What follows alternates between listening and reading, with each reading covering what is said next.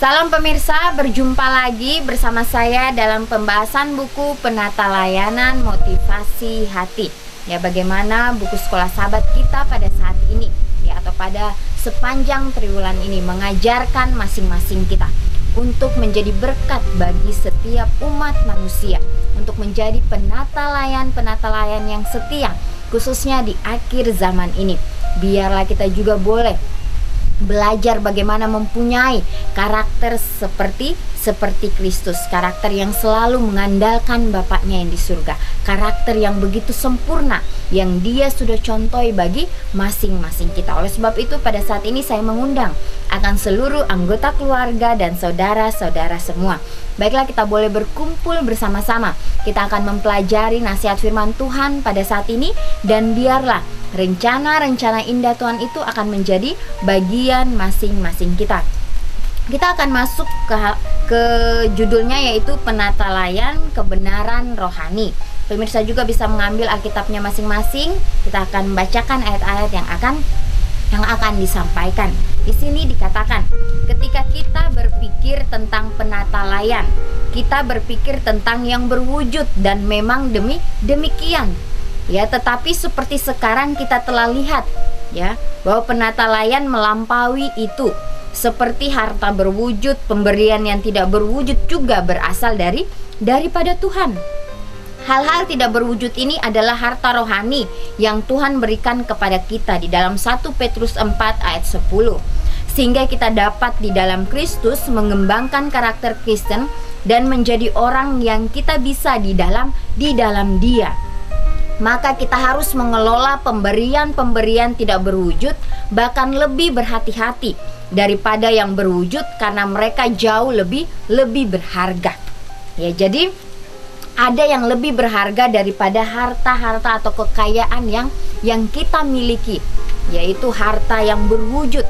Ya, mungkin itu uang, mungkin itu tanah, ya mungkin itu rumah yang mewah. Ya, dari semuanya itu ada harta yang lebih penting lagi, yaitu bagaimana di sini harta yang tidak berwujud, yaitu bagaimana karakter kita. Ya, harta rohani yang Tuhan berikan kepada masing-masing kita. Ya, di sini kita dapat baca bersama-sama di dalam 1 Petrus 4 ayat 10. Ya, 1 Petrus 4 ayat 10. Apakah yang dikatakan di sini sehingga kita boleh lebih jelas lagi? 1 Petrus 4 ayat 10. Layanilah seorang akan yang lain sesuai dengan karunia yang telah diperoleh tiap-tiap orang sebagai pengurus yang baik dari kasih karunia Tuhan.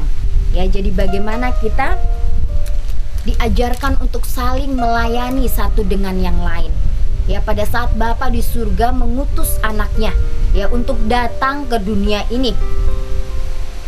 Ya, Yesus datang ke dunia ini bukan sebagai seorang raja yang untuk dilayani.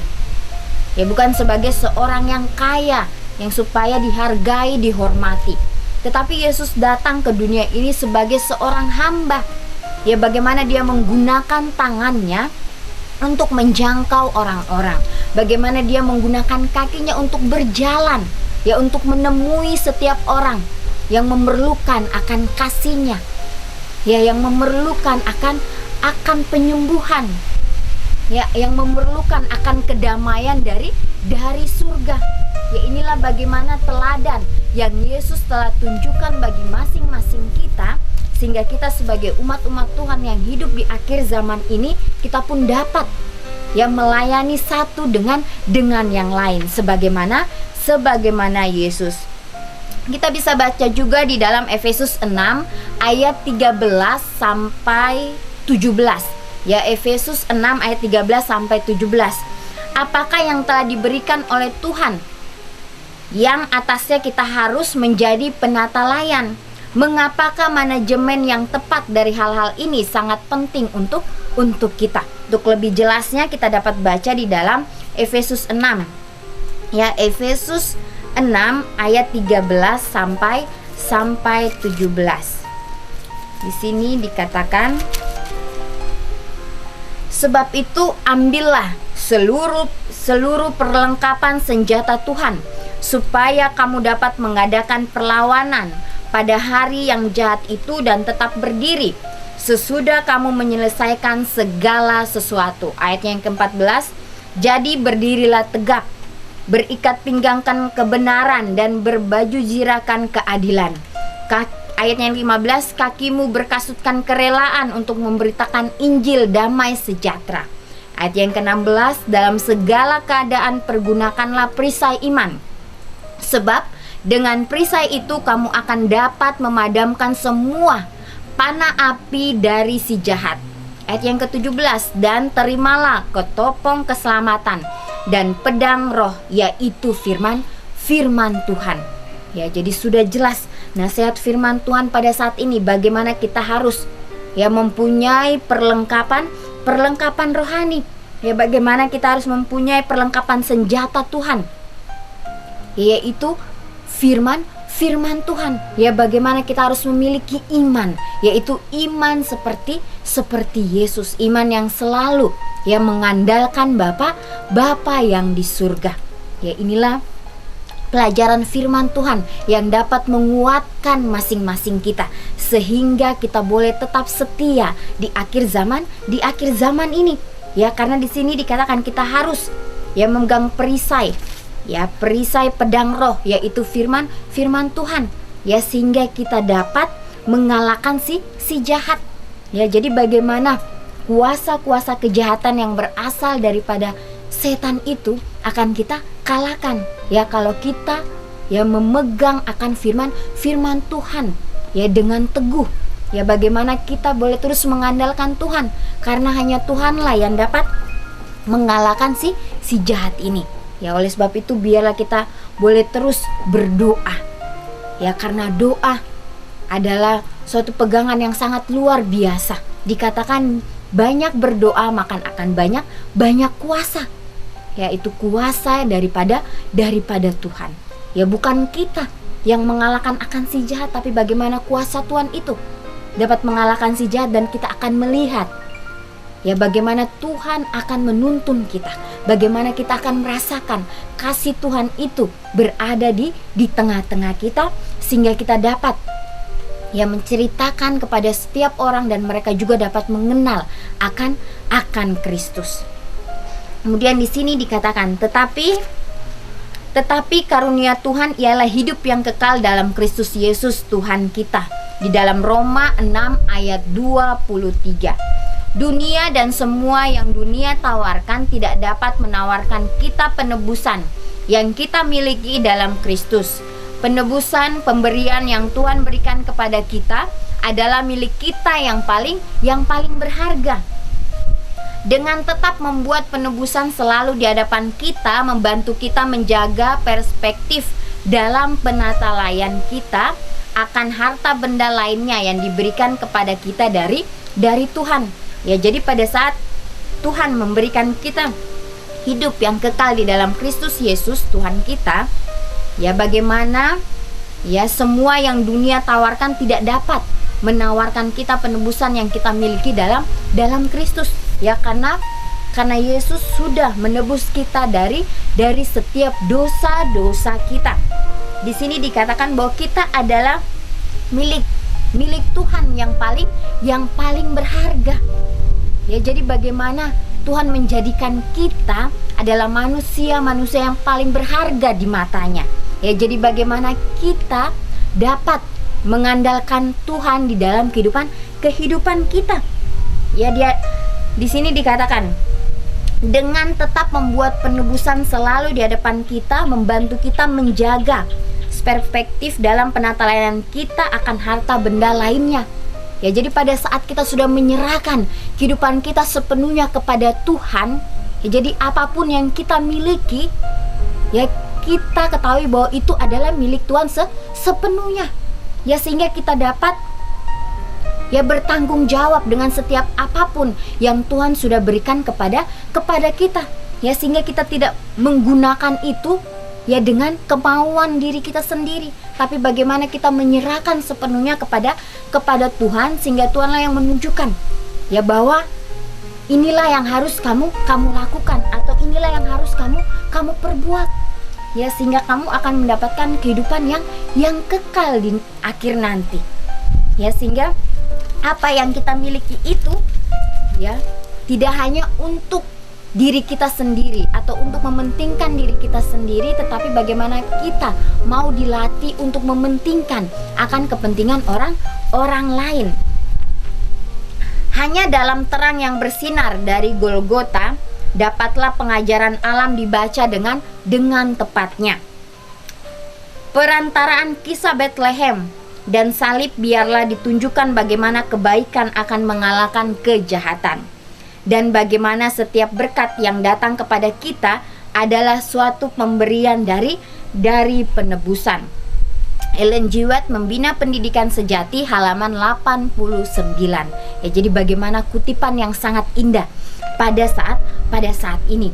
Ya, bagaimana terang di Golgota itu, bagaimana Tuhan sudah menang atas semuanya, bagaimana Dia sudah menebus kita dari setiap dosa-dosa kita. Ya, bagaimana kita melihat Dia sebagai kemuliaan, ya, yang bercahaya di hadapan kita. Ya, bagaimana kita melihat suatu karakter yang sempurna yang sudah Yesus tunjukkan bagi masing-masing kita. Ya, penebus kita, yaitu Yesus. Ya, bagaimana Dia sudah memberikan nyawanya untuk kita.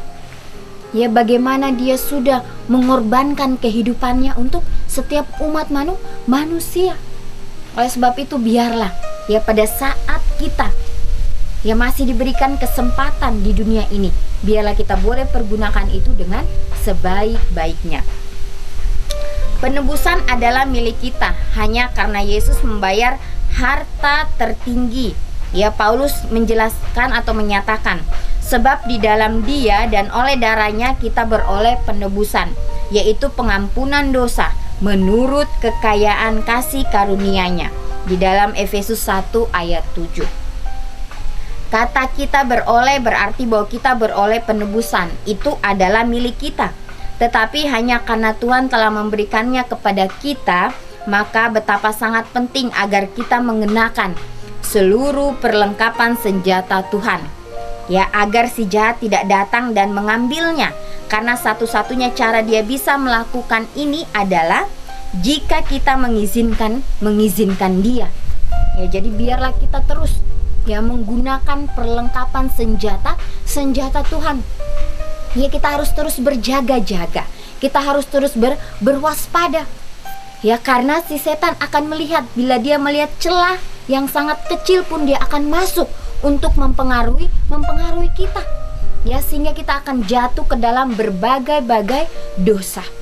Ya, bila mana kita sudah jatuh ke dalam sebuah kesalahan, mungkin kesalahan itu sangat kecil, tapi bagaimana setan? Ya, dia memutarbalikkan segala sesuatunya sehingga ya kita diragu-ragukan untuk datang kepada Tuhan kembali. Ya, bagaimana dia akan membutakan kita, menggelapkan kita dengan berbagai cara.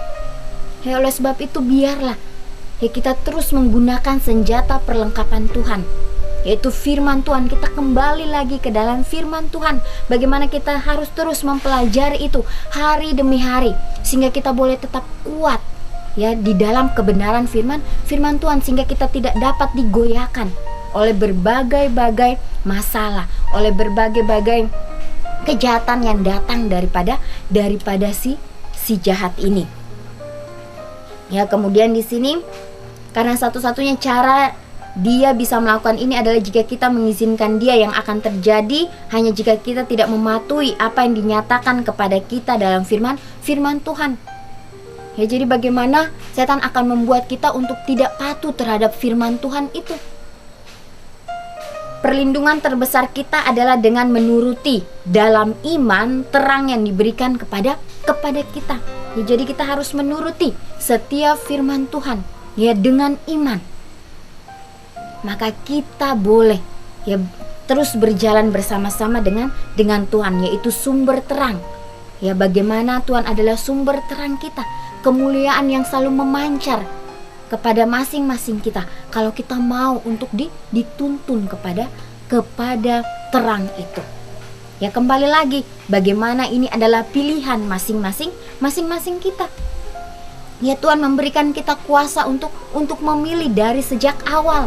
Ya, dari sejak Tuhan menciptakan dunia ini, dari sejak manusia yang pertama, yaitu Adam dan Hawa.